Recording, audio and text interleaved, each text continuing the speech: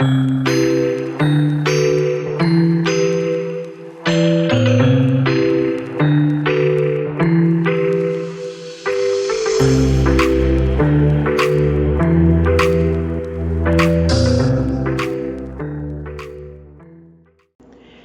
y'all, this is Marty K. Hope everybody is doing well. Got some things that I want to share with you today. The main thing that I'd like to share with y'all is that when you're black, you are never alone, ever. So this story today that it's not even a story, it's a topic. And it's about black economics. And we all know what we need to do to have power, but we need to understand why we do not have power and why we cannot get power.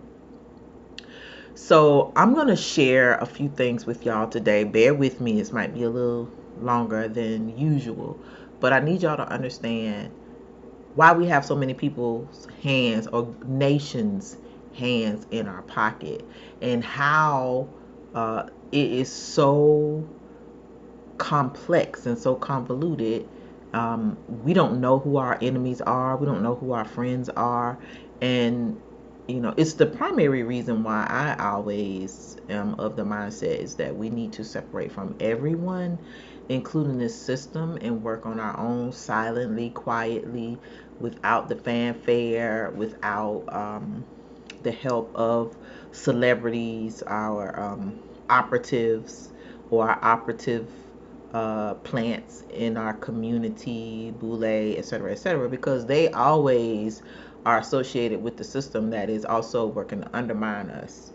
And y'all know white supremacy plays both sides. I don't know if you want to say white supremacy. We could say, for all intended purposes, the serpent seed plays both sides. And it's a game we don't know how to play well, because the Most High didn't design us that way.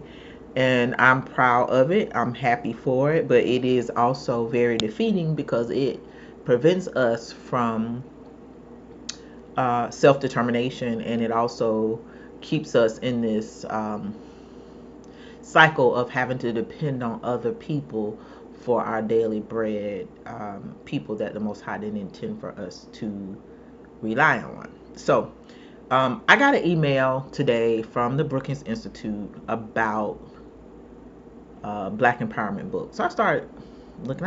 I've stopped following the Brookings Institute a long time ago, because once I found out it was a government institute, or a government research institution, it just, bells went off for me. And I was like, oh, okay, so they just always watching us. And that's why, a lot of us always say, when you're black, you're never alone.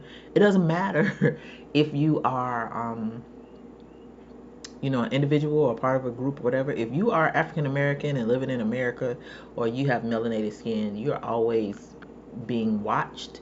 And there are always multiple plans being devised for you, to keep you poor, because if you don't have money, you can't have influence. If you don't have influence, you can't move upwardly. You can't become mobile, individually or collectively.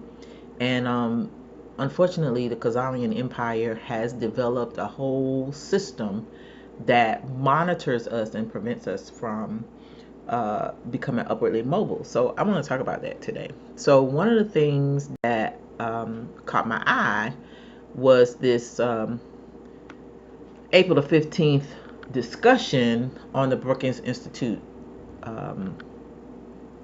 website about the Black Power Scorecard, which is basically a book that was written by somebody. And it's basically, it's going between African American, Black, and Americans, but how we can empower ourselves to get out of this rut we're in. It sounds good in theory, but it will never work, because we are using the adversary's tools, and the tool, and some of us, our people who look like us, they may not even be us, but some people who look like us are making themselves tools to this system and helping them keep us financially or economically oppressed or suppressed, so that the adversary or this system of white supremacy can continue to sustain itself. And I've always been, not always, but since I became aware of how the system actually works, I've always said this system cannot work without exploiting people, in particular us. And so I want to show y'all how it does that. So this particular story is about this book, and I'm going to read you a little bit of what's happening. So it says, historically black Americans is, which I have a problem with, because everybody who is a black American, we don't have the same struggle. So it says, historically black Americans' quest for power has been understood as an attempt to gain equal protections under the law. No.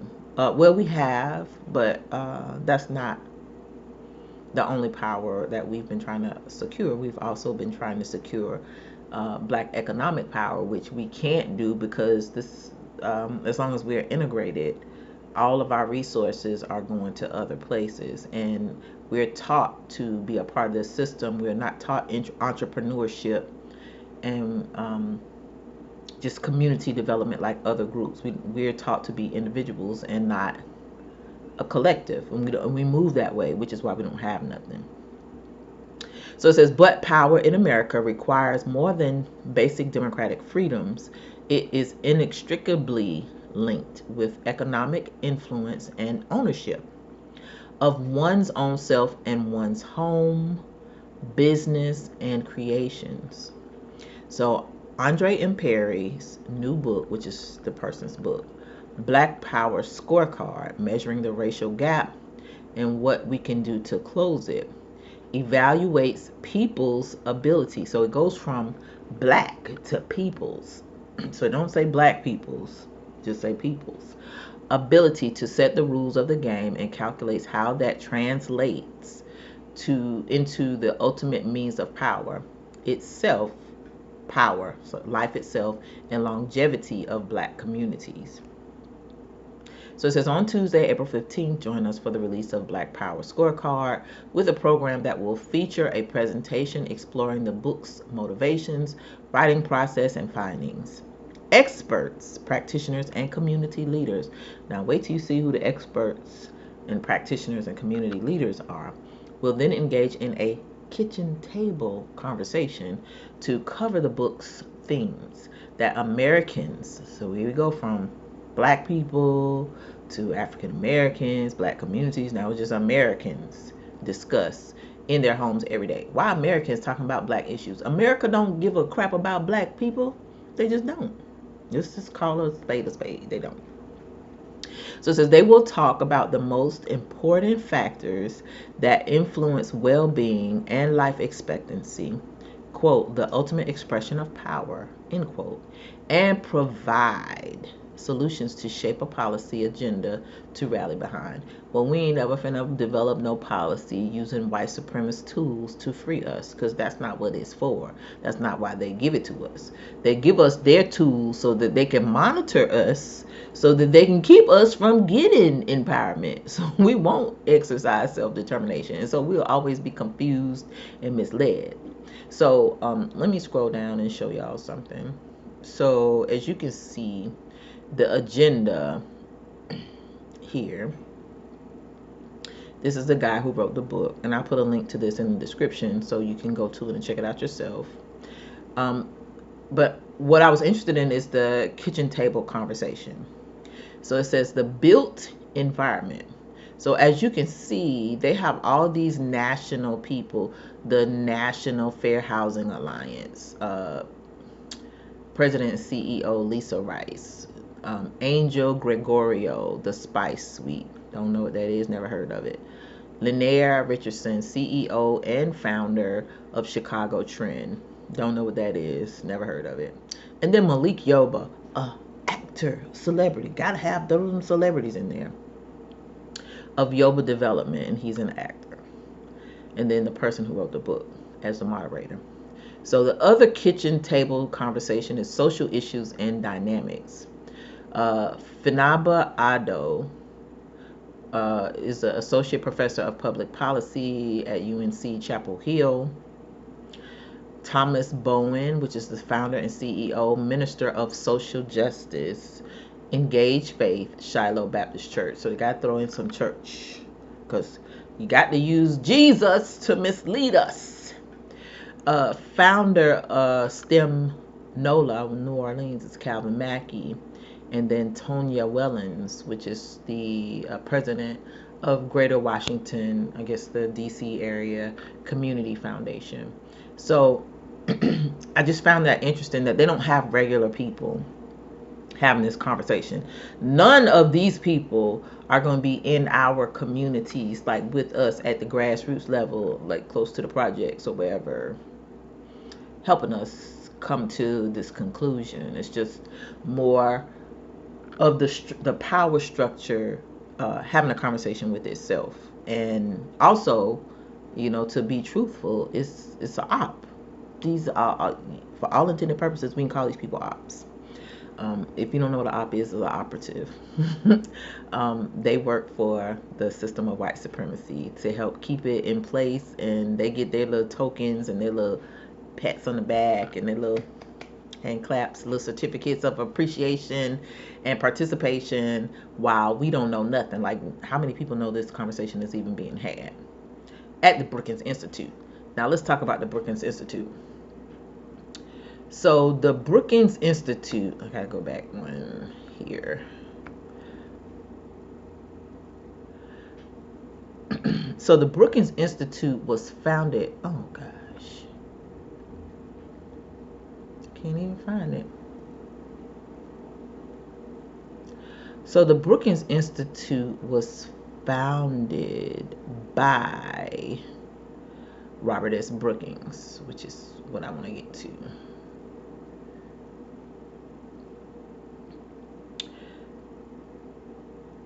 So Robert S. Brookings was an American businessman and philanthropist known for his involvement with Washington University in St. Louis and his founding of the Brookings Institution. So basically, this man was a businessman, and he, they always like to do the humble beginnings. Oh, he was a poor so-and-so. This basically says when he grew up, his father died when he was only 2 and money was scarce. After 1 year of school, he dropped out. So like they just go from he was poor, daddy died when he was 2, he was poor. Then after 1 year of school, he dropped out. What school? We don't know. We don't know if it was elementary, middle, high school. We don't know. They don't tell us that. But anyway, this dude became a millionaire by creating a business, he and his brother. And then eventually he became a magnate of sorts, working with warehouses and the railroad. So y'all know who created the railroad. If you know the beginnings of this country, you know the Khazarians basically ran everything.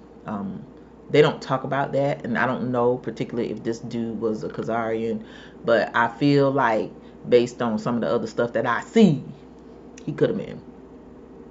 So let me read this about him. So in 1895, Brookings constructed Couple Station, noticing that companies were paying to ship freight from railroads in the middle of St. Louis to warehouses along the river.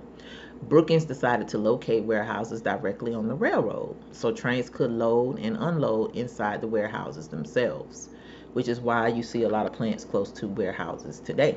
A lot of trains located, train tracks or train routes near warehouses and manufacturing plants where they can just drive in and get the stuff and take it out. So it says Couple Station had 18 warehouses designed by William Eames and Thomas Young, a separate endeavor from Couples in Marston. The station revolutionized shipping in St. Louis and served as a model for other cities. Building the station required buying 8 blocks of property, which brought the company near bankruptcy. No U.S. banks would loan Brookings the money, but a British bank saved him with a $3 million loan. So I'm going to get to this part because this is really important. So in 1917, now keep that year in your head. So now the Brookings Institute was founded, I want to say in 1916. But anyway, listen to the War Industries Board, because this man who created this institute was a part of the War Industries Board, which is why I'm gonna bring it all home. But this is why they are so fascinated with watching us and knowing how we spend our money. They always want to know what we're doing with our money. They always want to be helping us. They don't be helping you do shit. Excuse my expression. They don't. They just want to know what you're doing so they know how to get in your pockets. In 1917, President Woodrow Wilson appointed Brookings to the War Industries Board and later named him chairman of its price fixing committee. Pay attention to this. Now, this man is always associated with money. So if it was like I always say, if it wasn't for us, this country could not survive, because they exploit us, they steal from us, they watch us and figure out all kinds of gimmicks and schemes to part us with our wealth. And we don't always know, because we don't take the time to look and see who's on these boards, who, the history of things, what they were associated with. And I'm gonna go into the Brookings Institution and why this story, I'm gonna bring it back home. But I want to talk about the person who founded the Brookings Institution first, so that you kind of get a picture of why it's so important for us to always follow the money, follow who created these organizations and institutions. And then we can be looking at our raccoons in our community sideways, because they are always a part of the system and a part of the problem. So it says, in this role on this price fixing committee, he was the liaison between the U.S. government and many different industries. That's important, which is why it goes back to this money. It's money. You always want to know where the money is, where they can get money from, so they can go to war and do stuff, take stuff from other people, other nations. The board's role was to unify efforts to supply and distribute goods and food for the military. So this is the beginning of the military-industrial complex. Brookings was awarded the U.S. Distinguished Service Medal and the French Legion of Honor and the Order of the Crown of Italy for his wartime work. So when I talk about warfare and economics policy, y'all have to really follow me when I be talking about that. This is where I be.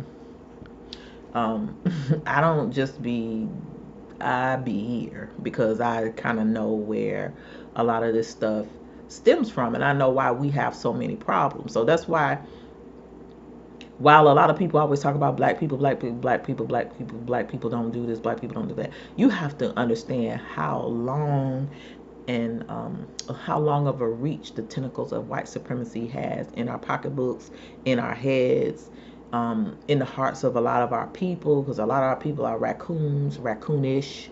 They want to be a part of the system, and they will do whatever they got to do to get their bag at our expense. So the reason that a lot of times the reason that we cannot move ahead is because this system can't survive without exploiting us and neglecting us, which is why you see them give money to everybody else except for us, which is why you see them not really giving a crap about what goes on in our community. They'll talk about it.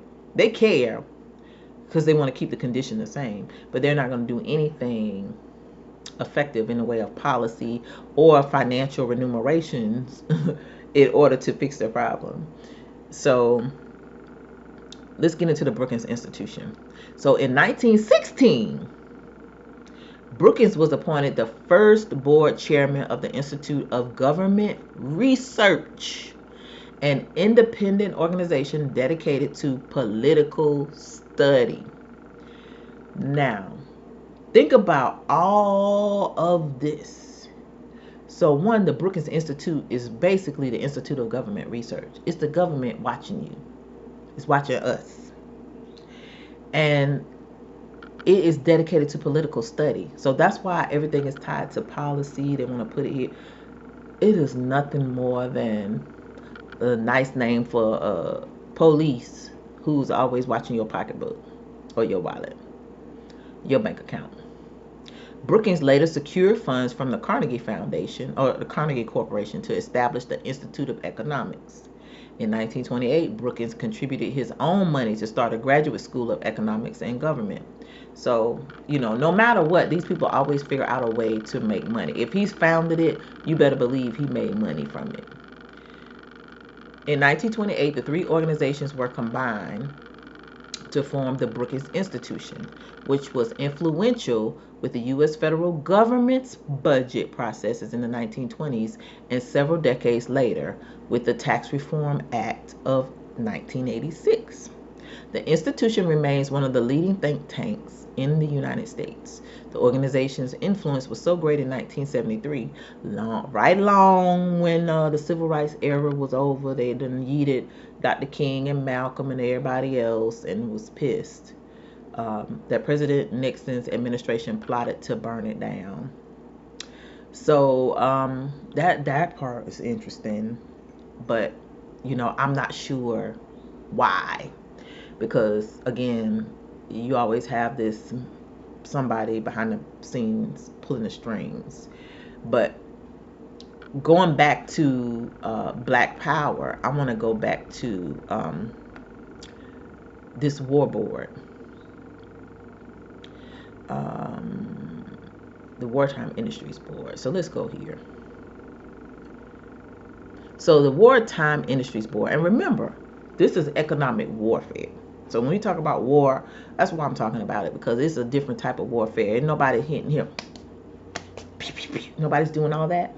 It's not that type of war, but it's still warfare, and that is something that we have to really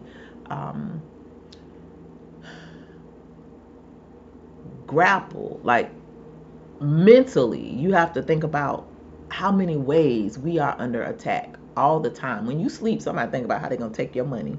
When you sleep, somebody is thinking about how they're going to harm you, your children, your husband, your wife, whatever. Like, it's constant. How they going to part you from your money. It's a different type of warfare. So that's kind of why I'm talking about it, because I want you to understand the mind of these people who have us entrenched in this system, and why it is so important for us to not only come out of it and set ourselves apart from it, but it is really important for us to develop some type of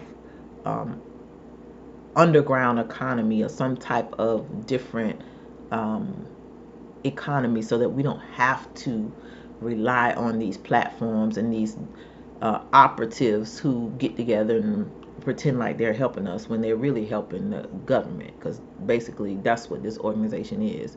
It's a research organization. They watch you, they collect data, they figure out how they're going to develop policies to not help you. And we can honestly say that, because if you look from the end of the Reconstruction era to now, how little, all this help, they've been watching us, and we still are the poorest group in America. We still are at almost zero wealth. We have all these issues, and they've been watching us since 1900, 1916, 1917.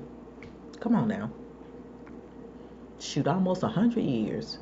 The War Industries Board was a United States government agency established on July 28, 1917. Now notice, the other one, the Brookings Institute, was 1916. This is 1917. So you see how the two are married? They cannot do war unless they know where their money coming from.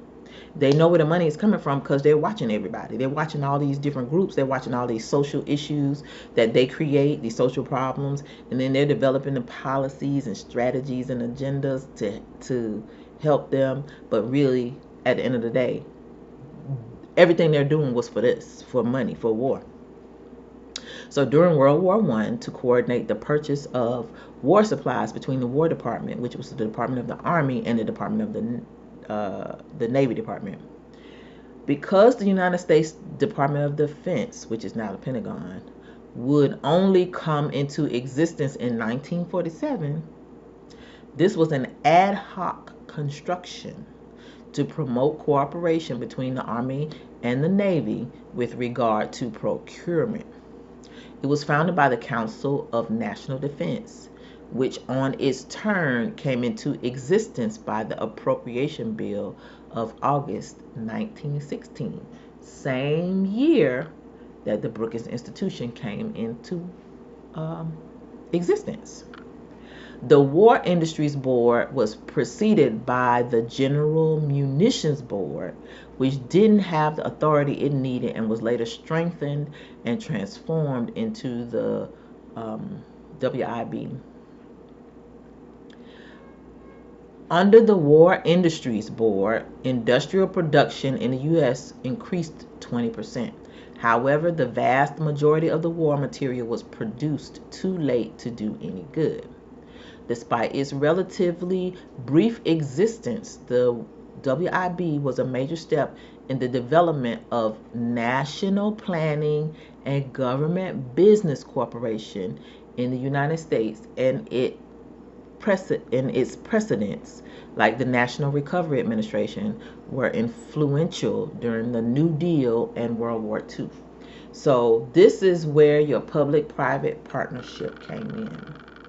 So look at this list of members of the War Industries Board and look at what they did for a living. And I'm talking about this because, again, you start looking at some of these last names of these people, and you know they are small hats, Khazarians. I don't know if Brookings was one, again, but I don't know. But he was in a lot of company of them. So I'm sure a lot of their thought and influenced him on how he did this government research. So I just find it interesting that he created these institutions, and these institutions work together to do research for the government. And then this is like they have all this extensive research on us. But anyway,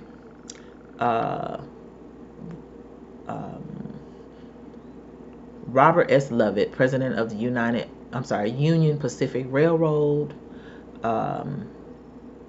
Hugh Frayne of the American Federation of Labor and former president of the Pennsylvania AFL-CIO. They had a lot of military people. And then the later members, Samuel P. Bush, Chief of Ordnance, Small Arms and Ammunition. Anthony Caminetti, member of War Prison Labor, and National Waste Reclamation Section. March F. Chase, Director of Explosives Division.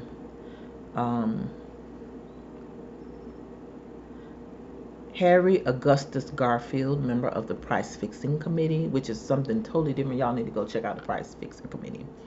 But the reason I'm bringing this to you is because a lot of these people were rich, wealthy business people who were also in the business of making money off of war. So they created this War Industries Board. They got together.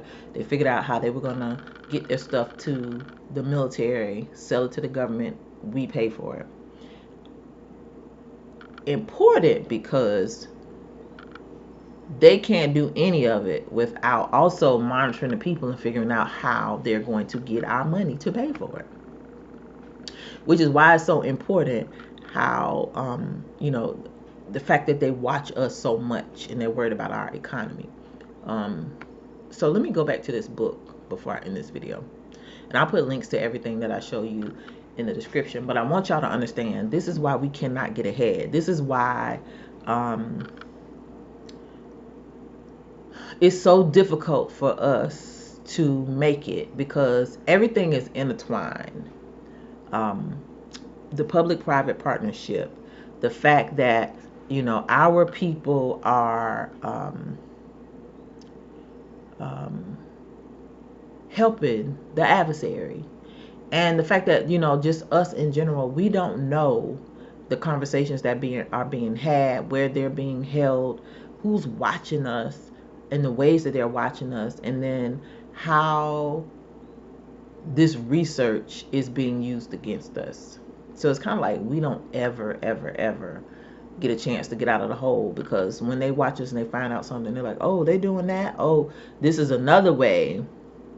Oh, they think they're going to have their own store. No, we're going to put the Arabs in the community and let them sell them all the bad stuff that they like.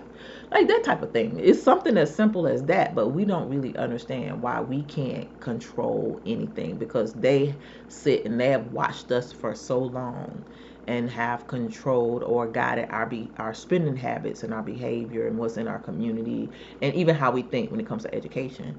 We can't get out of this hole. So when I talk about being set apart and pro black, pro our people, it's not because I'm particularly racist. It's because I understand we can't get ahead in this system as long as we're latched on to raccoons and white supremacy, and in a lot of instances religion, because as you can see, they'll throw you a Christian raccoon in a minute, and just part of the Roman Empire. So we're never free, because we don't get to see all the tentacles and all the ways that this system has a grip on us. So the Black Power scorecard. So I'm gonna read this about this book. So it says, from the creator of A Unified Field Theory of Racism, a dollars and cents reckoning of the state of Black America and a new framework to close the power gap. Historically, Black Americans' quest for power has been understood as an attempt to gain equal protections under the law. So I think I already read this, but anyway, it's not really going to do anything. It says, along the way, Perry identifies woefully overlooked areas of investment that could close the racial gap and benefit everyone. We already know they're not going to do anything for us. But the fact that this is presented, it's a white publisher, one, which is, not gonna do anything for us.